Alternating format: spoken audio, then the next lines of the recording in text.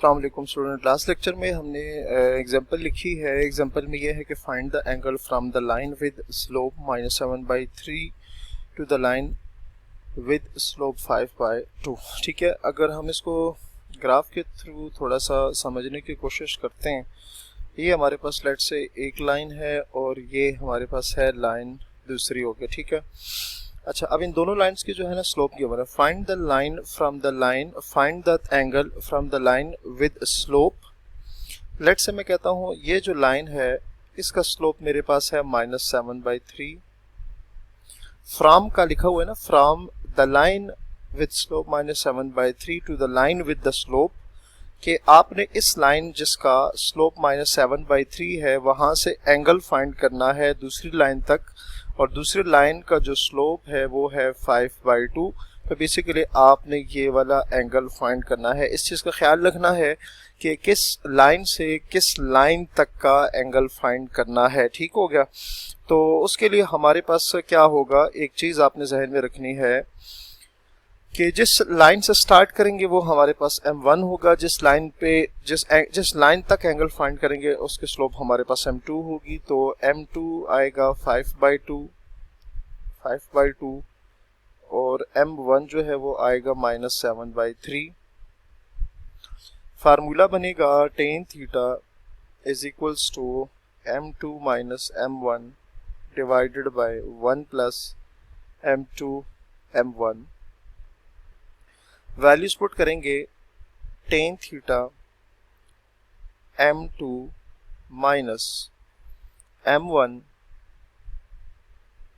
Over 1 plus m2 into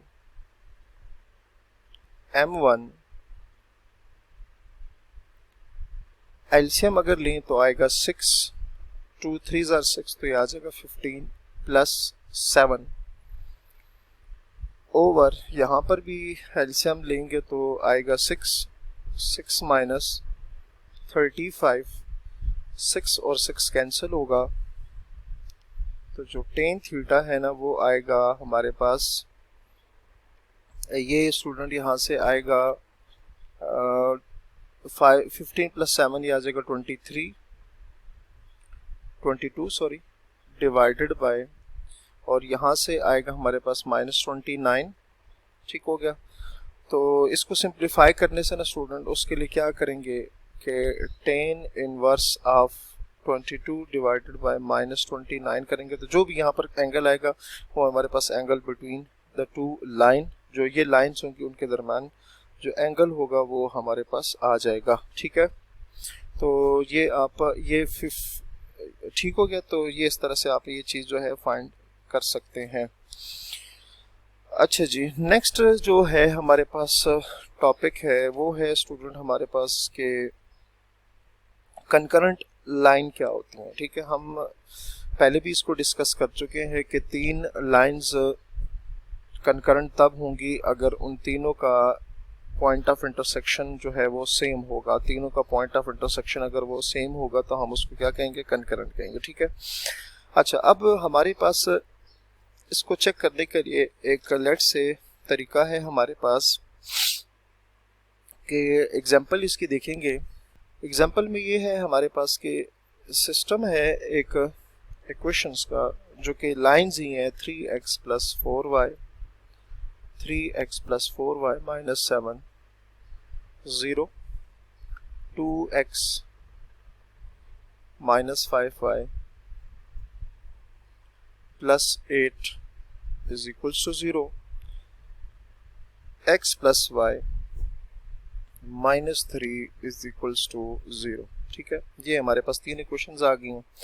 हम ये check करना चाह रहे हैं कि क्या ये कंकरेंट है या नहीं है। तो सबसे पहला काम जो स्टूडेंट हमने करना है ना, वो इसको हमने ट्रांसफॉर्म करना है मैट्रिसेस की फॉर्म में। तो ये हमारे पास एक मैट्रिक्स आएगा और इस मैट्रिक्स में हमने कोफिशिएंट्स लिखने हैं। ये आप देख सकते हैं 3 2 1, x की कोफिशिएंट आगे 3 2 1, फिर y के लिखेंगे तो 4 - 5, 4 - 5 1, और फिर लिखेंगे -7, 8 और -3। ठीक हो गया। और ये हमने लिख लिया कोफिशिएंट मैट्रिक्स, और इसको लेट से मैं कह देता हूँ ये ए है, ठीक है। अब स्टूडेंट हमने इसको क्या करना है, इसका डिटर्मिनेंट जो है वो एक्सपेंड करना है या डिटर्मिनेंट इसका फाइंड करना है। डिटर्मिनेंट लेट से मैं इसको फाइंड करने लगा हूँ रो 1 से, तो 3 ये आ जाएगा 15 minus 8 minus 4 minus 6 minus 8 minus 7 2 plus 5। सो ए डिटर्मिनेंट 3 ये आ जाएगा हमारे पास 15 में से अगर आप 8 निकालें तो आ जाएगा 7 माइनस 4,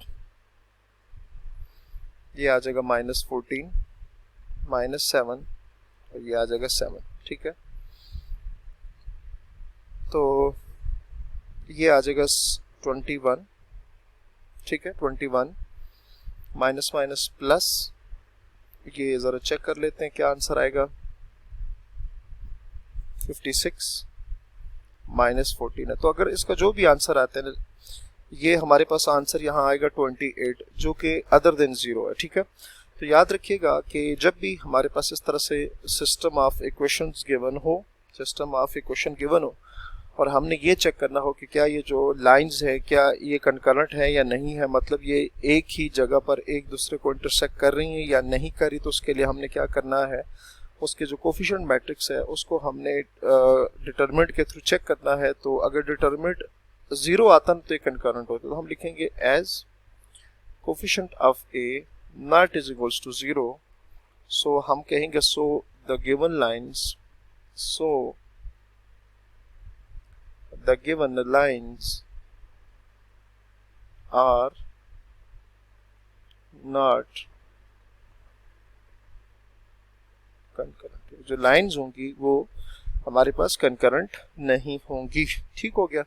तो ये भी स्टूडेंट आपको इस तरह से समझ आ गया होगा। तो नेक्स्ट जो है स्टूडेंट हमारे पास टॉपिक है, टॉपिक का नाम मैं लिख के दे देता हूँ। टॉपिक जो है वो है homogeneous equation of the second degree into variables. Homogeneous equation of second degree into variables. तो नेक्स्ट हम इंशाल्लाह इसको यहीं से कंटिन्यू करेंगे। अपना बहुत सारा ख्याल रखिए। अल्लाह हाफिज़।